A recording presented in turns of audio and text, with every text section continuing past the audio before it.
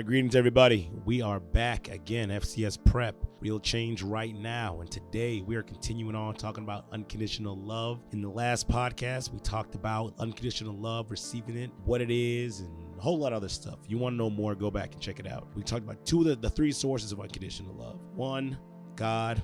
Two, yourself. Three, others. In the last one, we talked about how you get it from God and others. In this one, we're going to talk about how to get it from yourself. And it is so important to love yourself. It is critically important. As a matter of fact, in the Bible, again, whether you're a believer or not, just stay tuned and follow along. In the Bible, one of the great commandments that Jesus gave was to love others as you love yourself. I'm going to say that one more time, because it's you say it quick, you don't really pick up on what he's really saying. He said, love others as you love yourself. So what that means, you break it down, chop it up. If you don't love yourself, you cannot love others. That's why unconditional self-love is so important, because guess what? All real relationships require you to love the people that you're in a relationship with.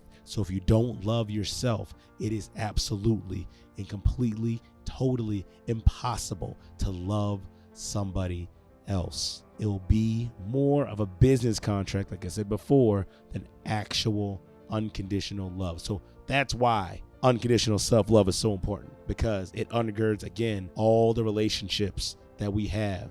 And everything that we do, if we don't love ourselves, it's going to affect it. It's going to affect your business. It's going to affect your health. It's going to affect your marriage. It's going to affect your relationship. It's going to affect your relationship with your kids and your parents and your siblings. It's going to affect every single thing you do, even down to how you treat the homeless person on the street, the stranger in the store, the cashier at the grocery store, and everyone else in between. Even the telemarketer that's called your house 17,000 times trying to tell you that the warranty on your car is about to expire and they want to sell you a new one. Even that relationship, self-love, if you don't have it, is going to affect it. All right. So why do we need it? Start that again. Why do we need self-love, unconditional self-love? We need it, for one, to stave off those negative beliefs, those negative core beliefs we talked about before. Again, I'm unlovable, I'm unworthy, and I'm helpless. If you don't love yourself, it's very, very easy to adopt those beliefs. And again, those negative core beliefs will color and filter all your thoughts. All your thoughts are filtered through those beliefs in order to continue to generate confirmation of why those beliefs are true, why you're unlovable, why you're unworthy, why you're helpless. And so self-love helps to stave all that off. It's almost like a protective barrier, right? Because if you love yourself, you're not going to believe you're unlovable. If you love yourself, you're going to believe that you are worthy. If you love yourself, you're going to know that you're not a victim, you're a victor. You have power to change anything in your life that you desire, and you're not waiting on anyone else to do it for you. So that's why self-love is so important. Again, here's another reason why. Because in order to make positive progress in your life, you gotta love yourself. Now, some people will probably hear that and be like, no, there's plenty of people out there making all types of progress in their lives on the surface, but there's a reason why people make it to the top and still feel unfulfilled. There's a reason why people run through marriages like Tic Tacs. They have 2, 3, 4, 5 divorces. There's a reason why people are estranged from their children. There's a reason why people are on drugs or abusing alcohol and all these other types of things. And it comes, like I said, it comes back down to that self-love. If you have that self-love, it's much easier to stave off all that negativity, all those bad things. All right, because if you love yourself, you're not going to treat yourself bad. The Bible even says that. No man who really loves himself is going to treat himself bad. You're not going to let yourself go. You're not going to let your marriage fall apart. You're going to do things to make sure these things are taken care of. You're going to do things to make sure you're taken care of. Self-care, that's a big thing. I have a video about that on my YouTube channel, so you can check that out if you want. Self-care, very, very important. But if you don't love yourself, you're not going to do that stuff. And all that, again, it's all important because it all affects how we relate to other people. So how do we get it? Or how do we do it? How do you love yourself? How do you get it? How do you do it? All right, so I have a couple of questions that I'm going to review in a moment, but in general, we have to ask ourselves and be just honest. Ask ourselves honest questions and give ourselves honest answers. All right, and I'll go over again some of the questions, and it's not an exhaustive list of questions. I'm sure there's other questions that you could throw in there to really self-reflect. But one of the things is you got to ask yourself honest questions and get ready for honest answers. All right, some of these answers may hurt, some may be revelatory, some may be things you've known all along, but you just hasn't clicked for you yet. I was going to snap my fingers, but I can't snap with my left hand. So that's why that first part's so important, to ask honest questions and get honest answers. And you can get someone to help you with this. You can get someone that you really trust, who's not just going to co-sign and help reinforce your beliefs, but someone's going to be honest and open and real with you. You can also get a therapist. They can help you as well. But again, you don't want to get a therapist who's just going to co-sign with you and just yeah, or push their beliefs on you. You want someone who's going to be able to help you just reflect and ask the tough questions for you to give those honest and tough answers. And you can also journal. Journaling is a great way to just be raw and real. I'll be honest, in my journey to self-love, that's what I did. I did a lot of journaling, and I would ask a lot of questions in addition to prayer as well. I talked to God a lot and to get to this point. And I was open and honest with him with the questions, and he was very, very open and honest with the answers. And I'm telling you, there were some tough pills to swallow. All right. But it was necessary for me to get to this point. So journaling, all right, asking those tough questions, getting some accountability, finding someone that can help you process these questions, that's going to be open and honest with you. And I even throw in the bonus, prayer. Talking to God and just being open and honest and real with him, right? These are ways for us to self-reflect, ways for us to really get down to the nitty-gritty as to why we do what we do, why we believe what we believe, why we don't love ourselves, what's hindering that love for ourselves, what's that, maybe that last thing that we need to truly and fully love ourselves. All right, so here are some of the questions you could ask to see and start reflecting on why you don't love yourself, or how you can love yourself, or things you do love about yourself. All right. So one of the questions is real simple. What don't I love about myself? And so these may be some things you can change and some things you can't change, but just understanding what those things are is really important. And then also understanding the next question is, what do I love about myself? Finding those things, those qualities about you. And I'm not talking about just like skills, all right? We're talking about the deeper intrinsic things that you can't really quantify, right? What are the things you don't like? What are the things you do like about yourself and love about yourself? Take out like, love about yourself. And so then you ask yourself the question, what things can I change? And then the flip side to that is, what can't I change? I just have to accept, because sometimes we get so caught up on the things that we can't change. Oh, I'd love myself if I was taller. Well, guess what? Genes have dictated that you will only be that height, if I was lighter. No, genes are dictated. That is your skin color. That is what you were born with, and you don't have to change that. And whatever else, right? We can think of a number of different things that we can't change, that we harp on. And then so that's why I don't love myself, right? And those things, guys, we just got to accept. There are just some things we just have to accept. And it's okay, because we're fearfully and wonderfully made, right? There was no mistake when you were made, and you have to understand that. And those are the things you accept and you love, but the things you can change, right? So it's like, man, I love myself, but quick story. So in 2020, during the pandemic, I gained a tremendous amount of weight, like 40 pounds, and it did not look good on me at all. Not at all. If you saw some of my videos from back in the day, I had the chubby cheeks. I was a hefty boy, all right? But here's the crazy part, right? Not really crazy, but you know what? I looked in the mirror, and this is when I was kind of making, like I said, I was making good progress on myself. So I love myself. At 260 pounds with rolls that needed butter on them, I 100% loved myself. Right? I didn't like the fact that I was overweight, but that was something I could change. The things that I couldn't change, I loved about myself. I loved me. That made me unique. That made me who I am. That gives me my lane, my story, my everything. I love myself. And then the things I could change, like my weight or my mindset or how I approach things or food or whatever, I changed. And so that's why it's so important to make that list.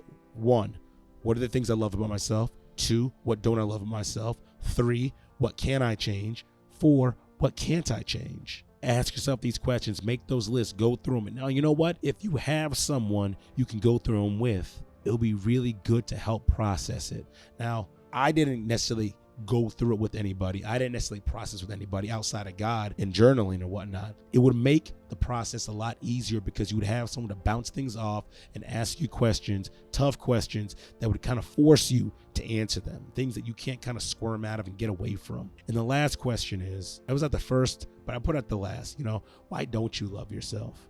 And the why questions tend to be the more difficult ones, but that's something we have to struggle with and work with. Why don't I love myself? Get down to the nitty gritty. It might bring you to tears. It might bring up a whole host of emotions that you tried to hide behind a smile, tucked down deep.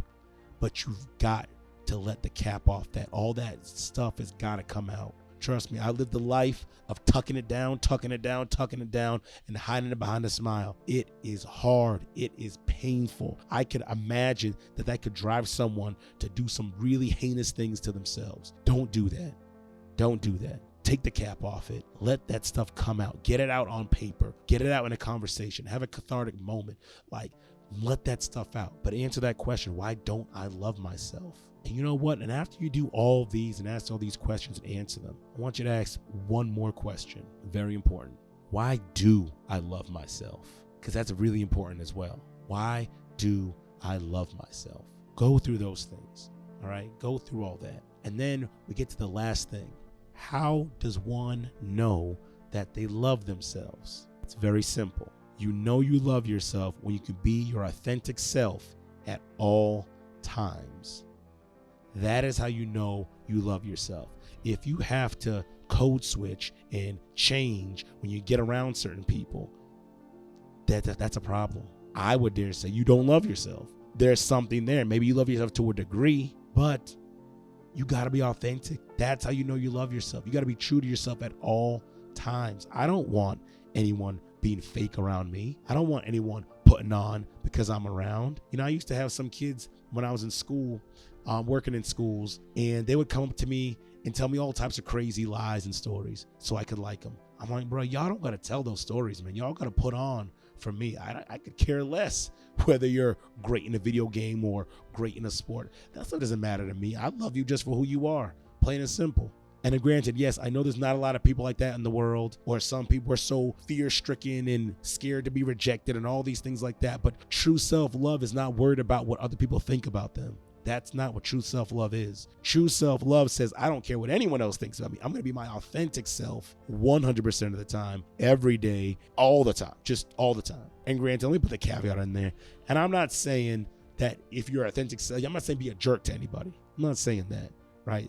Being your authentic self shouldn't be being a jerk to other people. We can still be kind and love people and show empathy. What I'm saying is, if I have a thought on my mind and this is what I believe, then I'm going to share it, and I'm okay with that, right? And of course, it's the time to share it, right? I'm going to wear my anime shirts. I wish that I could wear my anime shirts to work. The only reason I don't, because it's not dress code, right? But otherwise, I'll be wearing my anime shirts everywhere. This one, it's I think like All Might or something like that, or Deku or something like that. It says Plus Ultra and all that. I would wear that wherever. A long time ago, I would never do that. I would never, ever, ever do that. Because I'd be like, oh my gosh, what are they going to think?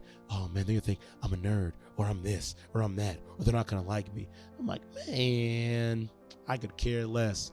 I will walk into a 5-star restaurant with my anime shirt on when everyone else is wearing suits and ties or whatever, unless they said you can't eat there unless you're wearing a suit and a tie, right? I'm not talking about breaking rules and stuff like that. I'm talking about if you're allowed to be in and be your authentic self, by all means, I'm coming in with my anime shirt. And I'll tell you what, I got to make a whole podcast about this, but when you really love yourself, when you really, really, really love yourself, you will genuinely be on the path to invulnerability. Let me say that one more time, all right? Because it's a little sneak preview. If you really love yourself, you are on the path to invulnerability. Because once you truly love yourself and you're not worried about anybody else, you're not worried about losing anybody out of your life, then guess what? You can say and be and do whatever you want to say and be and do. And if people hate you for it, guess what? They can kick rocks. If they want to reject you for it, then guess what? They can kick rocks. If they want to cast you out, then guess what? Throw you out, and they can go and kick rocks. And I'm talking about on any level, right? Socially, culturally, family, religion, whatever. If people are trying to force you into being something that you're not, that's changing you, that's making you not love yourself, that's making you compromise on who you are, then they can kick rocks. It is so important for you to love yourself. Very, very, very, very important. And why is that? I'm going to go back to that scripture. I'm going to tie it into some social emotional learning as well. Jesus said, love your neighbors as you love yourself. So first, like I said before, you got to have self-love. But what does self-love produce? Self-love produces empathy. Remember what I said? I'm not talking about being a jerk or anything like that. Self-love produces empathy. If I see someone who's going through a situation, because I love myself, I'm going to love them. I'm going to allow them to be themselves in that situation. That's what self-love can do. It's going to allow someone to be themselves. Maybe they don't fit their cultural norm or their social norm or whatnot. That's okay.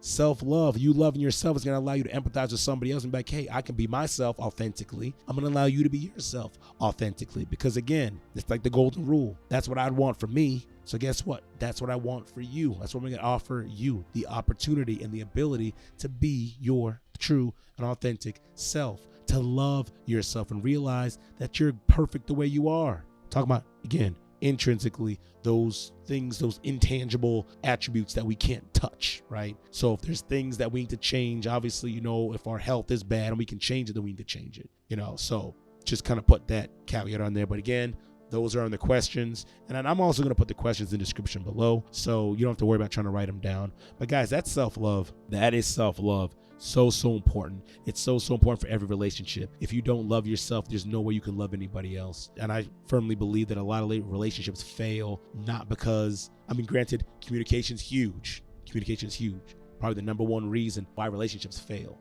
But I have a feeling that self-love has something to do with that as well, with how we communicate. I know it did with me.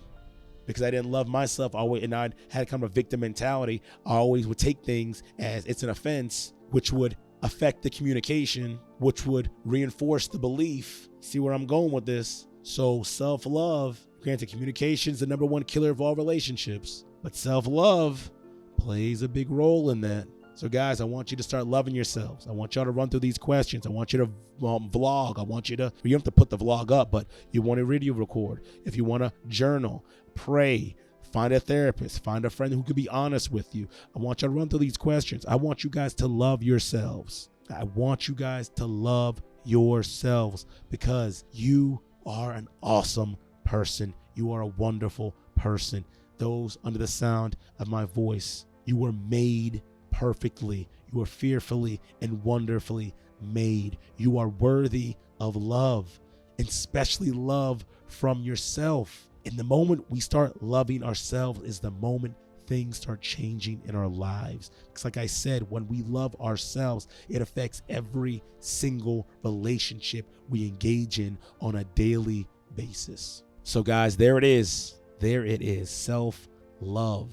Right? And I want y'all to stay tuned because like I said, I gave you a little teaser in there about how to become invincible, how to become invulnerable, how to become unable to be hurt, armor-cladded, right? And it has to do with self-love. But y'all got to stay tuned to the next episode to find out how to get there. All right, so listen, FCS Prep, real change right now. I love you all. And again, we're improving the world by improving you. Y'all take care. Have a great, awesome, and blessed day. Bye.